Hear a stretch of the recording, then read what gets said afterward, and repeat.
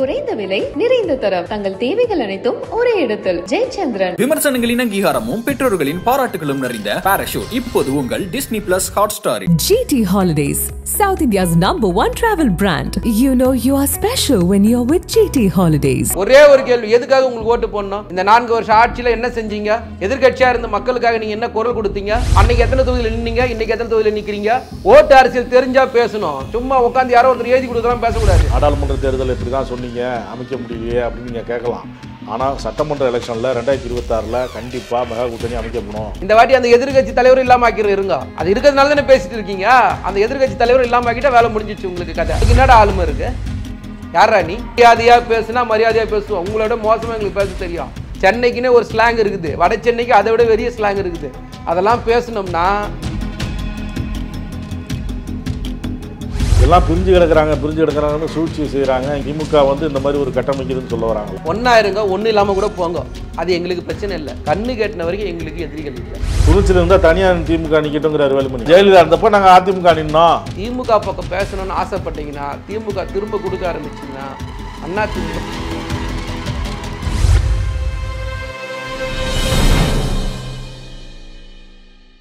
நக்கீர நேயர்களுக்கு வணக்கம். இன்று நம்முடன் கருத்துக்களை பகிர்ந்து கொள்ள இணைந்திருக்கிறார் திமுக செய்தி தொடர்பாளர் மதிவாணன் அவர்கள். வணக்கம் சார். வணக்கம். 200 தொகுதிகள் இலக்கு அப்படின்னு திமுக தலைவர் சொல்லியிருந்தார். முதலமைச்சரும் திமுக தலைவர் மு க ஸ்டாலின் சொல்லியிருந்தார். 2026 சட்டமன்ற தேர்தல் நேற்று அதிமுக பொதுக்குழுவில் எடப்பாடி பழனிசாமி சொல்கிறார், முதலமைச்சருக்கு பயம் வந்துருச்சு, 200 தொகுதிகளுக்கு மேலே அதிமுக தலைமையிலான கூட்டணி வெற்றி பெறும் அப்படிங்கிறார். இல்லை, இப்போது கரப்பாம்பூச்சி பேசுதுன்னா கரப்பாம்பூச்சிக்கு எதுக்காக ஓட்டு போடணுன்னு இந்த மக்களுக்கு தெரியுமா தெரியாதா? இந்த மக்கள் கஷ்டப்படும் போது இந்த கரப்பாம்பூச்சி எங்கே போயிருந்தது சொல்லுங்கள்? இன்றைக்கி ஒரு பொதுக்குழு நடத்துகிறீங்கன்றதுக்காக நீங்கள் என்ன வேணால் பேசுவீங்களா? ஒரு தெளிவான ஒரு கருத்து இருக்கணும், அந்த கருத்தோட அடிப்படையில் பேசணும். 10 தோல்வி பிரச்சனை தான் பார்த்து பார்க்குறாரு. ஃப்ரெஞ்சில் போயிடல, அவரு தான் போய் பார்த்தாரு. இல்லை, 10 தோல்வி பழனிசாமி இப்போது சென்னையில் நாங்கள் இருக்கோம், இப்போ தூத்துக்குடியில் மழை பெய்யுது, இல்லை திருநெல்வேலியில் மழை பெய்யுது, எங்கே போகல? எங்கேயாவது ஒருத்துக்கு போனீங்களா? ஏன் போகல? நீங்கள் விழுப்புரத்துக்கு ஏன் போனீங்கன்றதுக்கு சிவி சண்முகத்துக்காக நீங்கள் போனீங்க, உங்களுக்காக நீங்கள் போகல. எங்கே சிவி சண்முகம் ஸ்கோர் பண்ணுவாருன்றதுக்காக நீங்கள் போனீங்க. இதானே யதார்த்தமான உண்மை. ஏன் சென்னைக்கு வரல? ஏன் தூத்துக்குடிக்கு போகல? ஏன் திருநெல்வேலிக்கு போகல?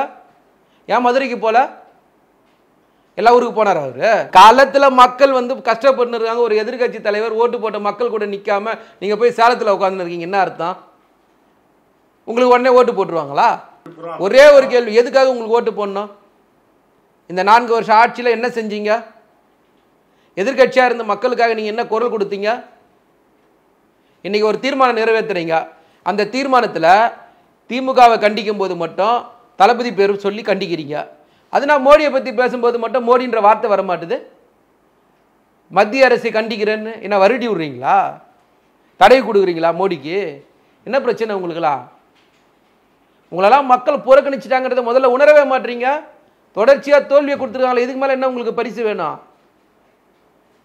நீங்கள் முதல்ல மக்கள்கிட்ட வாங்க சார், மக்களுக்கு என்ன தேவை என்ன தேவையில்லைன்னு பாருங்க. மக்களுக்கு தேவையான ஒவ்வொரு திட்டங்களும் திமுக கொடுக்குது, தளபதி கொடுக்குறாரு. அப்புறம் மக்கள் தளபதி கூட தானே இருப்பார், உங்கள் கூடயா இருப்பாங்க? சிந்திச்சு பேசணும் எடப்பாடி பழனிசாமி. தன்னிலை உணராமல் பேசினா இதான் நடக்கும். மக்கள் வெறுப்பில் இருக்கிறாங்க. இது நல்ல சமயம், 2026 வெற்றி பெறுவதற்கான நல்ல சமயங்கிறார். மக்கள் உங்கள் மேலே தான் வெறுப்பாக இருக்காங்க. எங்கள் மேலே வெறுப்பாக இருந்தால் எங்களுக்கு வெற்றி கொடுப்பாங்க? 100% வெற்றி எப்படி கொடுப்பாங்க? தொடர்ச்சியாக வெற்றி சார், 100% வெற்றி. தொடர்ச்சியாக தோல்வி எடப்பாடி பழனிசாமிக்கு 10 தோல்வி. 2019 19.3%, 2024 20.5% சொல்றாரு. அதிமுக ஓட்டு எவ்வளோ? திமுக நாடாளுமன்ற தேர்தலில் 33, 2019 33.52%, 2024 நாடாளுமன்ற தேர்தலில் 26.93%, அதாவது 6.59% வாக்குகளை திமுக இழந்திருக்குங்கிறார். ஒரு விஷயத்தை புரிஞ்சு பேசணும். அரசியலே தெரியாத எடப்பாடி பழனிசாமி எதிர்கட்சி தலைவர்னா இதான் நடக்கும். கடந்த தேர்தலோட ஒப்பிட்டு பேசணுமா, அதுக்கு முந்தைய தேர்தலை ஒப்பிட்டு பேசணுமா? கடந்த தேர்தல் எது? 2021 தான் சட்டமன்ற தேர்தல் கடந்த தேர்தல். இல்லை ஈரோடு இடைத்தேர்தல் எடுத்து பேசலாமா? விக்கிரவாண்டி இடைத்தேர்தல் பேசலாமா? அவர் கம்பேர் பண்றது எந்த கூட்டணியும் இல்லாமல் அதிமுக தனியாக நின்று இந்த வாக்கு சதவீதத்தை பெற்றுச்சு அப்படின்னு சொல்றாரு. எந்த கூட்டணி இல்லைன்னா அப்போ தேமுதிக அவங்க கூட்டணியில் இல்லையா? தேசிய கட்சி கூட்டணி இல்லைங்கிறாரு. புரிஞ்சுக்கணும். அன்னைக்கு எத்தனை தொகுதியில் நின்னீங்க, இன்னைக்கு எத்தனை தொகுதியில் நிற்கிறீங்க? அதெல்லாம் கணக்கு இல்லையா? இன்னைக்கு 35 தொகுதியில் நின்னீங்க, அன்னைக்கு எத்தனை தொகுதியில் நின்றுங்க? அந்த தொகுதி இன்னும் யார் கணக்கு போடுறது? ஓட்டு அரசியல் தெரிஞ்சால் பேசணும். சும்மா உட்காந்து யாரோ ஒருத்தர் எழுதி கொடுக்கலாம் பேசக்கூடாது. தொகுதி அப்போ கணக்கு கிடையாதா? என்ன சார் இதெல்லாம் பேச்சு? அதுக்கு தான் சொல்கிறேன், அரசியல் தெரிஞ்ச யாரும் அரசியல்வாதியாக இருக்கணும். திடுதிப்புன்னு கூவத்தூர் ரெசார்ட்டில் ஒரு நாள் ராத்திரியில் டேபிள் கீழே அரசியல்வாதியானா இதான் நடக்கும். ஒரு புள்ளிவரம் தெரியாது, ஒரு அரசியல் தெரியாது, ஒன்றும் தெரியாது, யாராவது ஒருத்தர் எழுதி கொடுத்தாங்கன்னு வந்து பேசுகிறேன். என்ன கணக்கு இது? தரவுகள் அத்தனையும் பொய் தானே சார். அப்படி பார்த்தா 2019 நாங்கள் எத்தனை தொகுதி ஜெயிச்சோம்? இன்னைக்கு 100% 40 ஆச்சா? அப்போ அது என்ன கணக்கு? இங்கே வெற்றி முக்கியமாக இந்த பர்சன்டேஜ் உட்காந்து கணக்கு போடுவாரா இவர்? தோத்து உங்களை மக்கள் வேணான்னு ஓரங்கட்டி வச்சுட்டாங்க, வீட்டில் போய் உட்காருப்பான்னு சொல்லிட்டாங்க. 2021 சட்டமன்ற தேர்தலே அவர் என்ன சொல்கிறாரு, 1,90,000 வாக்கு வித்தியாசத்தில் தான் ஆட்சியை நம்ம இழந்தோங்கிறார். பெரிய வாக்கு வித்தியாசம்லாம் கிடையாது, கம்மியான வாக்கு வித்தியாசம் தான். அந்த 1,90,000 வாக்கு எடுத்திருந்தோம்னா நாம் ஆளுங்கட்சியில் இருந்திருக்கலாம். அந்த 1,90,000 ஓட்டு இருந்தாலும் வாங்கியிருக்க முடியாது. நான் சொல்கிற கணக்கு பிரகாரம் அந்த 1,93,000 ஓட்டு வாங்கினா நீங்கள் ஜெயிச்சிருவீங்களா? எப்படி ஜெயிப்பீங்க? திருவள்ளூர், காஞ்சிபுரம், செங்கல்பட்டு 3 மாவட்டத்தில் ஒரு தொகுதி ஜெயிக்க முடிஞ்சுதா? தென் மாவட்டங்கள் எத்தனை தொகுதி ஜெயிச்சிங்க? நீங்கள் குறிப்பிட்ட வாக்கு சாதியத்தை வாங்கிட்டுன்னு சொல்லப்படுறது சாதி ரீதியிலான அடிப்படையில் நீங்கள் அரசியலில் அங்கே நம்ப வைக்கிறீங்க அந்த மக்களை. அது 2022 முடிஞ்சிச்சு. அதே மக்கள் 2024 நாடாளுமன்ற தேர்தலில் எங்கள் கூட தான் நிற்கிறாங்க, ஈரோடு கூட எங்கள் கூட தான் நிற்கிறாங்க. அதை ஒரு பொய்யான தகவலை 2021 அந்த பகுதி மக்களுக்கு நீங்கள் கொடுத்தீங்க. அந்த வாக்குறுதி அடிப்படையில் அது நடக்குது. இன்றைக்கி அந்த மக்களும் வந்து நீங்கள் இப்போ அவர் சொல்கிறாரு, கட்சிக்காரங்க வேலையை பாருங்கள், கூட்டணியை நான் பார்த்துக்கிறேன், மெகா கூட்டணி அமைக்கப்படும். நாடாளுமன்ற தேர்தல் இப்படி தான் சொன்னீங்க, அமைக்க முடியலையே அப்படின்னு நீங்கள் கேட்கலாம். ஆனால் சட்டமன்ற எலெக்ஷனில் 2026 கண்டிப்பாக மெகா கூட்டணி அமைக்கப்படும், மக்கள் விரும்பும் கூட்டணி, கட்சியினர் விரும்பும் கூட்டணி அமைக்கப்படும் அப்படின்னு அடித்து சொல்கிறார். யார் வருவா? கிளி ஜோசியம் தான் பார்க்கணும் போயிட்டு உட்காந்து மரத்து அடியில். நான் மெகா கூட்டணி அமைப்பேன். இந்த ஒரு படத்தில் நகைச்சுவையாக வந்து ஒரு கருணா சொல்லுவார்ல, நான் அம்பானியாவேன்ட்டு, அதே மாதிரி மெகா கூட்டணி அமைப்பேன் உட்காந்து ராத்திரி எல்லாம் புலம்ப வேண்டியது. அந்த படத்தில் அவர் கடைசி அம்பானி மாதிரி கடை வச்சிருவார். சூப்பர் மார்க்கெட் கடையெல்லாம் வைக்க மாட்டார், ஒரே ஒரு கடை தான் வைப்பார். அந்த மாதிரி ஒரே ஒரு இடம் தான் உட்கார முடியும், அவ்வளோதான். வேற என்ன? இந்த வாட்டி அந்த எதிர்கட்சி தலைவர் இல்லாமல் ஆக்கிற இருங்க. அது இருக்கிறதுனால தானே பேசிட்டு இருக்கீங்க. அந்த எதிர்கட்சி தலைவர் இல்லாமல் ஆக்கிட்டா வேலை முடிஞ்சிச்சு உங்களுக்கு. கதை என்ன ஆளுமை இருக்கு ஸ்டாலின் கேட்குறாரு. யார் அது கேட்குறது? உங்களுக்கு என்னடா ஆளுமை இருக்கு? யாரா நீ? எதுக்கு ஒரு மரியாதையாக பேசுனா மரியாதையாக பேசுவோம். உங்களோட மோசமாக எங்களுக்கு பேச தெரியும். இங்கே ஒருமையில பேச வேண்டியல. அவர் ஒருமையாக பேசினாரு. நீங்கள் பேசுனா பதில் நாங்கள் கொடுப்போம். எங்களுக்கும் பேச தெரியும். நாங்கள் எங்களுக்கு ஒன்றும் பேச தெரியாமல் இல்லை, நாங்களும் பேசுவோம். நாங்கள் வேற ரகத்தில் பேசுவோம். சென்னைக்குன்னே ஒரு ஸ்லாங் இருக்குது, வட சென்னைக்கு அதை விட பெரிய ஸ்லாங் இருக்குது. அதெல்லாம் பேசணும்னா சாப்பாடு கூட சாப்பிட மாட்டீங்க. மக்கள் வெறுப்புல இருக்காங்கிறாரு சிவி சண்முகமும் அதான் சொல்றாரு. நான் திரும்பவும் சொல்றேன், மக்கள் வெறுப்புல இருந்ததுனால தான் பொன்முடி அங்க வந்து மக்களை சந்திக்க போகும்போது அந்த சர்வீஸ் சம்பவம் நடந்தது. யார் சர்வீஸ்னாங்கன்னு எல்லாரும் பார்த்து தானே இருந்தோம். பிஜேபியோட நிர்வாகி தானே சர்வீஸ்னாங்க. பொதுமக்களா அரசியல் பண்ணுது சார் பிஜேபி. இந்த நாட்டில் எங்க யார் அவங்களுக்கு வந்து கலவரத்தை தூண்டணும், யாரையாவது அங்கே ஒரு பிரச்சனையை உருவாக்கணும், என்ன பண்றாங்க? பேனை மை அடிக்கிறது, கலவரம் பண்ணுறது, சுடுறது, இதுதானே பிஜேபி பண்ணுது. பிஜேபிக்காரங்க தானே அதை செஞ்சாங்க. அதிமுக மறைமுகமாக கூட்டணி வச்சில்ல, என்னை பொறுத்த நேரடியாக கூட்டணி தான் நீங்கள் இருக்கிறீங்க. இப்போவும் தான். ஏன் இந்த பொதுக்குழுவில் கண்டித்து தீர்மானம் நிறைவேற்றினீங்களா? ஏன் பிஜேபி மோடின்ற வார்த்தை வரமாட்டுது? ஏன் வரல? அப்போ அன்னைக்கு சேர்வீசந்தி யாரு? பிஜேபிக்காரன் தானே. தப்பான ஒரு விஷயத்தை செஞ்சுட்டு அதை பொதுவெளியில் தைரியமாக பேசுறது ஆணவத்தோட உச்சம். அதெல்லாம் மாற்றிக்கினா உங்களுக்கு எதிர்காலத்துக்கு நல்லது. இல்லை அரசியலில் மிகப்பெரிய கேள்விக்குறியாக மாட்டிவிடுங்க. உச்சநீதிமன்றத்தில் இன்றைக்கி சிபி சண்முகம் வந்து வாய்தா வாங்கி தான் நீங்கள் நின்று இருக்கீங்க. நாகரிகத்தோடு பேசணும், பண்போடு பேசணும். பண்பு தவறி நாகரிகம் தவறி பேசுனீங்கன்னா வேற மாதிரி பேசுவோம். நாங்கள் எல்லாம் பிரிஞ்சு கிடக்கிறாங்கன்னு சூழ்ச்சி செய்கிறாங்க. இங்கே யார் இந்த கூட்டத்தை பார்த்தீங்கன்னா எல்லாம் ஒற்றுமையாக தான் இருக்கிறோம் அப்படின்னு சொல்கிறாங்க. யாரை சொல்கிறாரு அவர்? திமுக வந்து இந்த மாதிரி ஒரு கட்டமைக்குதுன்னு சொல்ல வராங்களா? இல்லை சார், நீங்கள் சேருங்க, சேராமல் போங்க, ஒன்றா இருங்க, ஒன்றும் இல்லாமல் கூட போங்க, அது எங்களுக்கு பிரச்சனை இல்லை. எந்த எல்லையோடு நின்று பேசுகிறீங்களோ அது வரைக்கும் தான் உங்களுக்கு மரியாதை. அதை கடந்து நீங்கள் வந்து பேச ஆசைப்பட்டீங்கன்னா நாங்கள் பேசுவோம். ஒன்று. ரெண்டாவது, அதிமுகவை பார்த்து பேசுகிற அளவுக்கு இன்றைக்கி நாங்கள் இல்லை, வெளிப்படையாக சொல்கிறோம். நாங்கள் இப்போ கூட சொல்கிறேன்னே, கண்ணு கேட்டின வரைக்கும் எங்களுக்கு எதிரிகள் இல்லை. ஏன்னா 100% மக்களுக்கான திட்டங்களும் மக்களுக்கான ஒவ்வொரு விஷயம் முதலமைச்சர் பார்த்து செய்தனால தான் மக்கள் எங்கள் பின்னாடி நிற்கிறாங்க. 2026 சட்டமன்ற தேர்தல் இதை விட பிரம்மாண்டமான வெற்றி நாங்கள் பெறுவோம். நீங்கள் பார்க்க தான் போகிறீங்க. துணிச்சல் இருந்தால் தனியாக திமுக நிற்கட்டுங்கிறார் வேலுமணி. தனியாக நிற்கிறோம், கூட்டணி நிற்கிறோம், சேர்ந்து நாங்கள் அதிமுக நின்னோம்ல, ஜெயலலிதா இருந்தப்போ நாங்கள் அதிமுக நின்னோம். அப்போ நீங்கள் ஜெயலலிதாவா? சொல்லுங்க, நான் தான் அடுத்த ஜெயலலிதான் பொதுமக்கள்கிட்ட சொல்லி பாருங்க. உன் தொகுதியில் நீ ஜெயிக்கிறான்னு பார்த்துருவோம். போட்டி வச்சுக்கலாமா? நான் தான் அடுத்த ஜெயலலிதான்னு சொல்லுங்க பாப்பா. யாராவது ஒருத்தர் உங்க கட்சியில ஜெயலலிதாவுக்குள்ள ஆளுமே எடப்பாடி இருக்குன்னு பொண்ணு சொல்றாரு. என்ன அதான் படுத்தே விட்டிய? டேபிள் கீழே படுக்கும்போது தெரியலையா? ஜெயலலிதா வேணா சார், நீ படுத்து தான் பொறுப்பு வாங்கின. டேபிள் கீழே, அந்த டேபிள் கீழே வந்து உருண்டு பரண்டு பொறுப்பு வாங்கும் போதெல்லாம் தெரியல கரப்பாம்பூச்சிக்கு. இப்போ என்ன அர்த்தம் இதெல்லாம்? உங்களுக்கு என்ன திராணி இருக்குது? உங்களுக்கு என்ன தெம்பு இருக்குது? இடைத்தேர்தல் வந்தால் நிற்க தெம்பு இல்லை உங்களுக்கு. புறக்கணிச்சிட்டு போகிறீங்க தேர்தலை. வரும் இடைத்தேர்தல் நிற்பாரு. எந்த இடைத்தேர்தல் நிற்பீங்க? நீங்கள் எத்தனை தேர்தல் வேணால் நில்லுங்க சார். உங்களுக்கு தோல்வியை பரிசாக கொடுத்து தமிழ்நாட்டு மக்கள் தயாராக இருக்காங்க. திமுக தயாராக இருக்குது சார். திமுக கூட்டணி நண்பர்களும் சேர்ந்து நீங்கள் பாருங்கள், வெயிட் பண்ணி பாருங்கள். மக்களுக்காக பேசாத எந்த தலைவர்களையும் இந்த மக்கள் ஏற்றுக்க மாட்டாங்க. இந்த நாட்டில் இருக்கிற ஒட்டுமொத்த எதிர்கட்சிகளும் ஒரு விஷயத்தை பேசுது. ஆனால் நீங்கள் கூட்டணி இல்லைன்றீங்க. இன்னைக்கு வரைக்கும் உங்களால் தெம்போட, திராணியோட, தைரியத்தோடு உங்களால் பேச முடியுதா?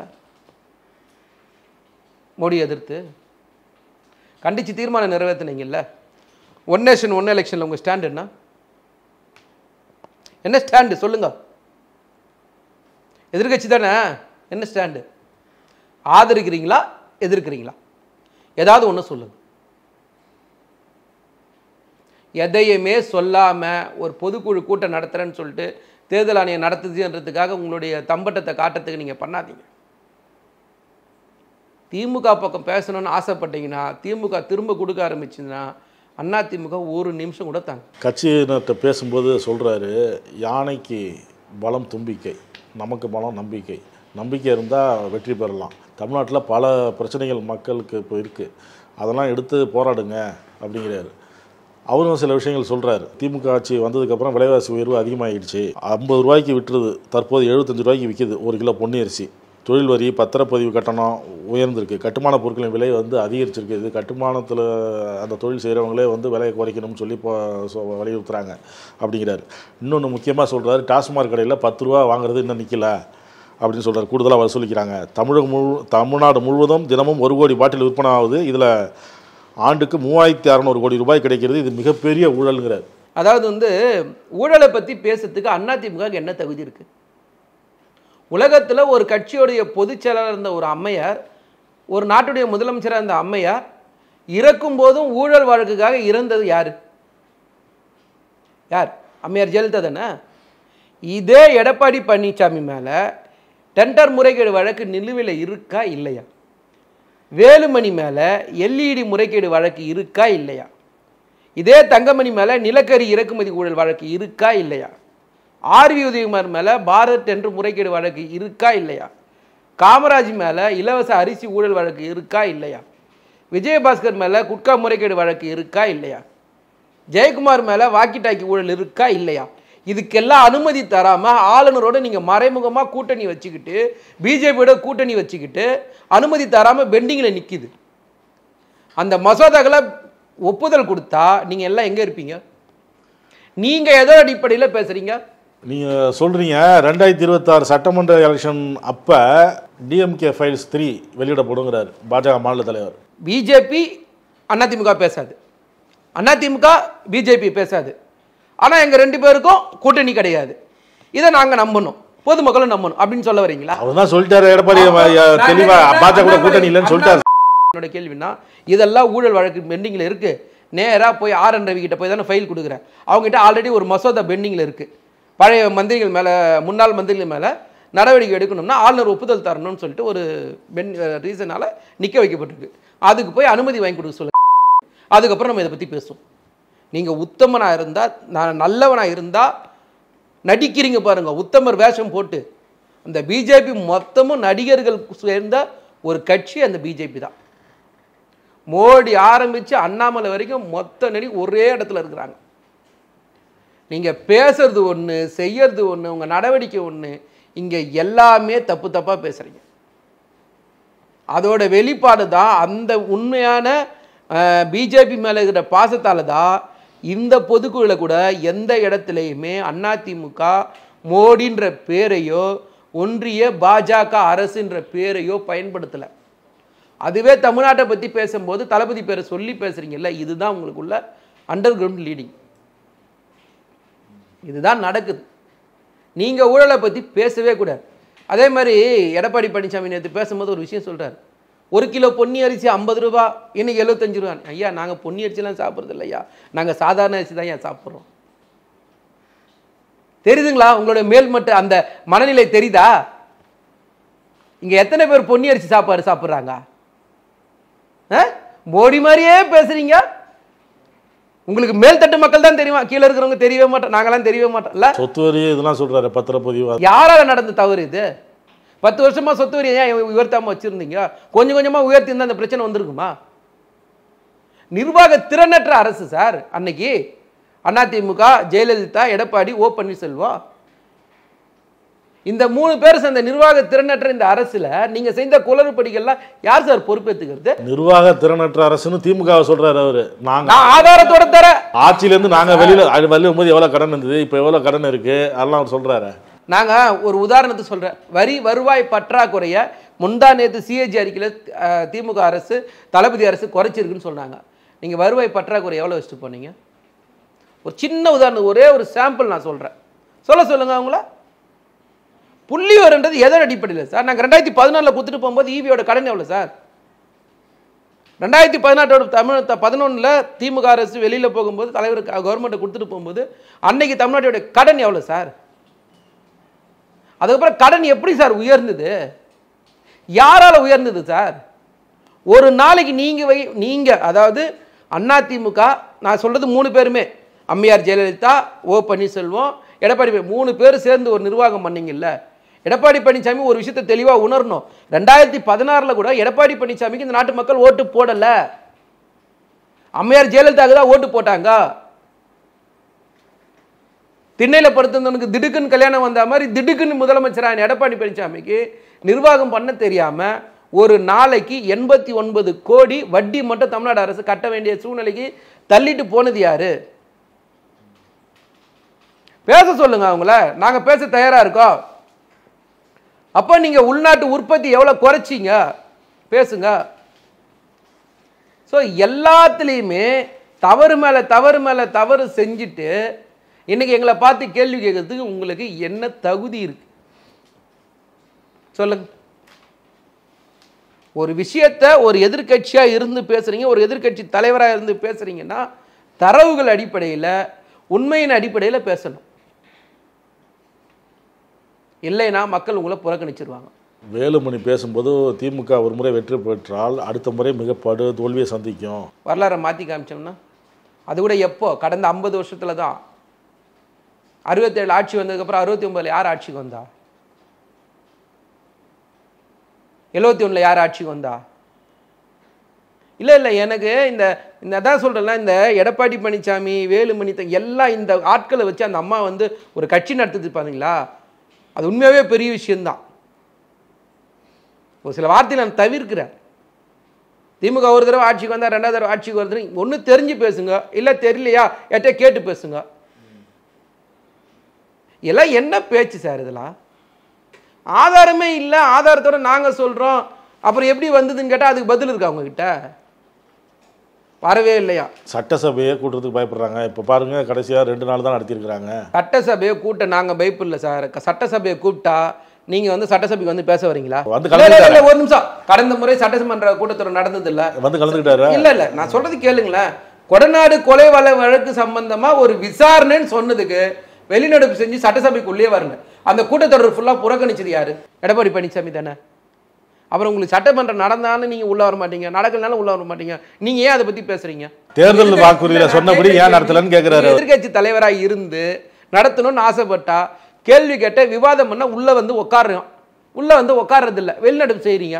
அப்புறம் நீங்க ஏன் அதை பத்தி பேசுறீங்க? இதான் என்னோட தார்மீக கேள்வி. ஒரு விவாதம் பண்ணணும், வாங்க, வர மாட்டீங்க. வந்தார் இப்போ அந்த மதுரை ஜங்ஷன் இதெல்லாம் வந்தார். ஜங்ஷன் சுரங்கத்தை பற்றி பேசுறதுக்கு அதிமுக என்ன திரும்ப கேட்குறேன், யாரோட ஒப்புதலில் வந்து அந்த மசோதா தாக்கல் செய்யப்பட்டது? தம்பிதுரை நாடாளுமன்றத்தில் பேசின வீடியோ இருக்குது, போட்டு காட்டட்டுமா? ஆதரித்து ஓட்டு போட்டது இருக்குது, போட்டு காட்டட்டுமா?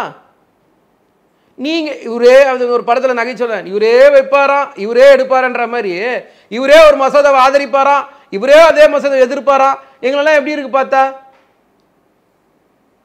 எடப்பாடி பழனிசாமி தயவு செய்து தன்னிலை உணர்ந்து பேசினா நல்லா இருக்கும். நாடாளுமன்றத்தில் பேசின திருச்சி சிவா அறிவிக்கப்படாத அவசர நிலை இருக்குது அப்படிங்கிறாரு.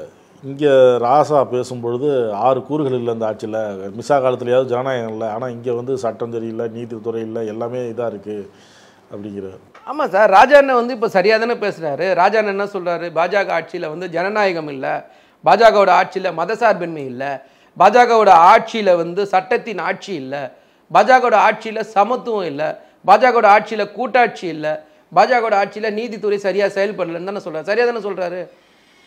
நீங்கள் கொஞ்சம் யோசிச்சு பாருங்களேன். இந்த சொன்ன 6 விஷயம் ஜனநாயகம்னா, இன்னைக்கு ஜனநாயக அடிப்படையில் தான் பிஜேபி ஒவ்வொரு மாநிலத்திலையும் ஆட்சியை பிடிக்குதா சொல்லுங்க? எல்லா மாநிலத்திலையும் தனக்கு பிடிக்காத தனக்கு ஒத்து வராத கட்சிகளை 2ஆ பிளந்து ஜனநாயகம் முறையே இல்லாமல் தானே போய் ஆட்சியை பிடிக்கிறீங்க. இதுக்கு பேர் தான் ஜனநாயகமா? நீங்கள் பேசுறீங்க நாங்கள் வந்து சட்டத்தை பாதுகாப்போன்னு மோடி பேசுகிறாரு சார். உங்களுடைய நடைமுறை என்ன? இதுதான் எங்களுடைய கேள்வி. மதசார்பின்மையை பற்றி பேசுகிறோம். மதசார்பின்மை பற்றி மோடி அவர்கள் தேர்தல் பிரச்சாரத்தில் ஆரம்பித்து இன்னைக்கு வரைக்கும் ஏதாவது ஒரு இடத்துல இந்த நாட்டுடைய சிறுபான்மை மக்களை பாதுகாப்புன்னு ஒரு இடத்துல பேசியிருப்பாரா? இன்னைக்கு சபர்மதின்னு ஒரு சாதாரண சினிமா படத்தை நாடாளுமன்றத்தில் போய் போட்டு பார்க்குறீங்க. என்ன அவசியம் வருது உங்களுக்கு? இன்னைக்கு வரைக்கும் மணிப்பூரை பற்றி கவலைப்பட மாட்டீங்க. அங்கே இருக்க பெரும்பான்மை சிறுபான்மை மக்களை பற்றி கவலைப்பட மாட்டீங்க. சம்பல் பகுதியில் நடக்கிற கலவரத்தை பற்றி இன்னைக்கு அதில் போய் என்ன அவசியம் இப்போ அங்கே வந்தது சொல்லுங்கள்? பூமி கீழே 1000 பிரச்சனை இருக்குது சார். பூமிக்குள்ள எல்லாத்தையும் நோண்டின்னு இருப்பீங்களா? அப்போ மக்களை நிம்மதியாக நீங்கள் வாழ விட மாட்டீங்களா? இதுதானே மதசார்பின்மைக்கு மிகப்பெரிய கேள்விக்குரிய அச்சுறுத்தலாக இருக்குது. நீங்கள் அதுக்கு அடுத்தது போய் பாருங்களேன், சட்டத்தின் ஆட்சி இங்கே எங்கே நடக்குது? சட்டத்துடைய ஆட்சி எந்த மாநிலத்தில் நடக்குது? அதை நடைமுறைப்படுத்த விடுறீங்களா நீங்கள்? உங்களுக்கு ஒரு மாநிலம் பிடிக்கல, உங்களுக்கு ஒரு விஷயம் பிடிக்கல, உடனே அந்த மாநிலத்தில் போய் கட்சியை உடைக்கணும், ஆட்சியை 2ஆ பிளக்கணும். என்னென்னலாம் அங்கே ஆளுநர்களை வச்சு நீங்கள் தொல்லை கொடுக்குறீங்க? சட்டமன்றத்தால் நீ நியமிக்கப்படுற ஒரு நிறைவேற்றப்படுற ஒரே ஒரு சட்டத்தை ஆளுநர் நிற்க வைக்கிறாரு. அதை கேட்க உங்களுக்கு தைரியம் திராணி இருக்கா? இங்கே என்ன நீங்கள் சட்டத்தோட ஆட்சி நடத்த விடுறீங்க? சமத்துவம் இங்கே எங்கேயாவது பாலின சமத்துவம் இருக்கா? அதை நீங்கள் நடைமுறைத்துறீங்க. பிஜேபி ஆள்ற மாநிலத்தில் எங்கேயாவது சமத்துவம் இருக்கா சார்? ஒரு மாநிலத்தில் ஒட்டுமொத்த ஒரு மாநிலம் ஃபுல்லாகவே மாட்டுக்கறி விற்பனைக்கு தடைனா எப்படி சார் தடை விதிக்க முடியும்? ஒட்டுமொத்தமாக ஒரு மாநிலத்தில் மாதிரி தனியாக ஒரு பொது சிவில் சட்டத்தை கொண்டு வரேன்னு பேசுது சார் பிஜேபி. எப்படி சார் முடியும்? இந்த கூட்டாட்சி தத்துவத்துக்கு நீங்கள் இன்னைக்கு எடுத்து பாருங்க. ஆர்டிகல் 370 திரும்ப பண்றீங்கல்ல, அது கூட்டாட்சி தத்துவத்துக்கு எதிராக இல்லாமல் வேற என்ன சார் அது? உதாரணம், நீதித்துறை இங்கே பாரபட்சம் இல்லாமல் நீதி வழங்குதா? அதை நம்ம விவாதம் பண்ணக்கூடாது. நீங்கள் யோசிச்சு பாருங்க. அயோத்தி ராமர் கோயில் கட்டின அந்த இடத்தோட விவாதத்தை, அந்த சட்டமன்ற உச்சநீதிமன்ற தீர்ப்பை அப்போ தெரியும். அது சரியாக தான் சொல்லியிருக்காங்க. இன்னைக்கு வந்து நாடாளுமன்றத்தில் ராசாண்ண பேசுனதும் சிவாண்ண பேசுனதும் 100% உண்மையான விஷயம். மோடி ஆட்சிக்கு வந்ததுக்கப்புறம் இன்றைக்கி நடைபெற ஒவ்வொரு விஷயத்தை நீங்கள் பார்த்தீங்கன்னா மிகப்பெரிய நகைச்சுவை இல்லை, வேதனையோட உச்சம். சம்பல் பகுதியில் நடக்கிறதுலாம் அராஜகத்தோட உச்சம். நீங்கள் அதை கொஞ்சம் நினச்சி பார்த்தீங்கன்னா தெரியும் அந்த சம்பல் பகுதியில் என்ன நடக்குது. ஒவ்வொரு மசூதியும் நீங்கள் போய் கை வைப்பீங்களா? இந்த நாடு உங்களுக்கு அமைதியாக இருக்கிறது பிடிக்கல, இந்த நாட்டு மக்கள் அமைதியாக நிம்மதியாக சந்தோஷமாக ஆனால் உங்களுக்கு பிடிக்காதுல்ல. எந்த நேரமும் பதட்டமாக வச்சுருக்கணும். நீங்கள் சொல்கிறீங்க பாஜக ஆட்சியில் சட்டத்தின் ஆட்சி நடைபெறுதா அப்படின்லாம் கேட்குறீங்க, சட்டம் ஒழுங்கு சரியில்லைன்னு சொல்கிறீங்க. இப்போ அதிமுகவே அதானே சொல்கிறாங்க, தமிழகத்தில் சட்டம் ஒழுங்கு சரியில்லைன்னு. நாங்கள் 10,000 உதாரணம் சொல்கிறோம். சட்டத்தின் ஆட்சி என்றதுன்னு ஒன்று விஷயம் தான் சார். ஒரு தனி மனித பிரச்சனையையும் ஒரு ஆட்சி நிர்வாக சீர்கடையும் நீங்கள் ஒப்பிட்டு பார்க்கக்கூடாது. அதாவது எடப்பாடியோட பழனிசாமி ஆட்சியில் தூத்துக்குடி துப்பாக்கி சூடு நடக்குது. எங்கே நடந்ததுன்னு கேட்டால் நான் டிவியை பார்த்து தெரிஞ்சுன்னா அதுதான் நிர்வாக சீர்கேடு. இன்னைக்கு ஒரு தவறு நடந்தாலும் சரியா நடந்தால் அடுத்த நிமிஷமே இங்கே முதலமைச்சர், துணை முதலமைச்சர், அமைச்சர், அதிகாரி நேரடியாக களத்துக்கு போய் மக்களோடு நின்று என்ன தேவையோ பார்க்குறாங்க. யாருங்க எங்களுக்கு தெரியாதுன்னு ஒதுங்கி போல சார். அதே வார்த்தை அதான் சொல்றல, மோடியோட டோனும் எடப்பாடி பழனிசாமி டோனும் ஒரே டோன். 2 பேருக்கும் வித்தியாசம் தெரியல. எது நிர்வாகம், எது தனி மனித தவறு. தனி மனித தவறும் நிர்வாக சீர்கோட ஒன்னா பேசுறீங்கன்னா உங்களுக்கு புரிதல் இல்லாமல் நீங்கள் பேசுறீங்கன்னு அர்த்தம். ஏன் நாங்கள் மோடியை பார்த்து கேட்குறோம்னா, மணிப்பூர் ஒரு மாநிலம் மொத்தமாக எரியுது, சம்பல் பகுதி ஒரு மாவட்டம் மொத்தமாக எரியுது. தமிழ்நாட்டில் இன்னைக்கு எந்த பகுதியிலாவது 144 போட்டு நிற்குதா சார் பெண்டிங்கில்? 10 மக்கள் 10 பேரோட சேர்ந்து நிற்க முடியாதுன்னு ஒரு சூழ்நிலை இன்னைக்கு இருக்கா தமிழ்நாட்டில்? அங்கே போய் பாருங்க, உங்கள் ஆட்சியில் நடந்ததை கொஞ்சம் போய் பாருங்க, எடப்பாடியோட ஆட்சியில். ஸோ ரெண்டுத்தையும் நீங்கள் பார்த்தா தான் உங்களுக்கு தெரியும். நீங்கள் ரெண்டுத்தையும் பார்க்காமே பேசுகிறீங்க. ஸோ ரெண்டுத்துக்கும் ஒப்பிட்டு பேசுகிறாங்கன்னா மறைமுகமாக இல்லை, நேரடியாக பிஜேபியோ எடப்பாடி பழனிசாமியோ கூட்டணி வச்சிருக்காங்கன்றதுக்கு இதுதான் மிகப்பெரிய உதாரணம். 2 பேரும் ஒரே டோனில் பேசுகிறாங்க. கருத்துக்களை பார்த்து நன்றி சார். நன்றி. நக்கீரன் டிவிக்கு சப்ஸ்கிரைப் செய்யுங்கள்.